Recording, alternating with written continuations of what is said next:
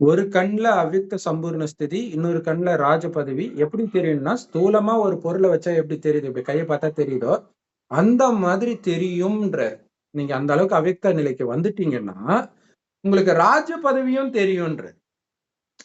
அப்ப ஆ. பாபா கடைசியில காட்சி கிடைக்கும்ன்றாரு. கண்ணு முன்னாடியே பார்த்த பிறகு எதுக்கு காட்சி கிடைக்கணும்? ஒருவேளை இதத்தான் சொல்றாரா ம். என்னன்னு தெரியல. ஏன்னா முயற்சி பண்றவங்களுக்கு தான் கிடைக்கும்ன்றார். ஏன்னா அப்ப இதுதான். இந்த ஆ நம்ம முயற்சி பண்ணி நம்ம பார்க்கிறோம். அதுதான் காட்சி கிடைக்கும்னு சொல்றாரு போல இருக்கு. அப்படி கூட இருக்கும். ஏன்னா பாபா சொல்றாரு, ஆரம்பத்துல காட்சி கிடைச்சது. அப்புறம் டிரான்ஸ்ல போறது இருந்தாலும் நிறுத்திட்டேன். ஆனால் நான் முரளி குடுக்குறேன் பாருங்க, இதுதான் சாட்சாத்காரம்னாரு.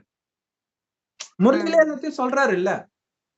அப்ப இப்ப நீங்க நிஜத்திலேயே உங்களுக்கு நேர்ல தெரியற மாதிரி தெரிய ஆரம்பிச்சிருச்சுன்னா, அப்புறம் எதுக்கு காட்சி கொடுக்கணும்? விழிப்பு நிலையிலே நீங்க அத ம். பார்க்க ஆரம்பிப்பீங்க. இல்லையா? அதுதான் கடைசி நேரத்திலயும் காட்சி கிடைக்கும்னு சொன்னது அது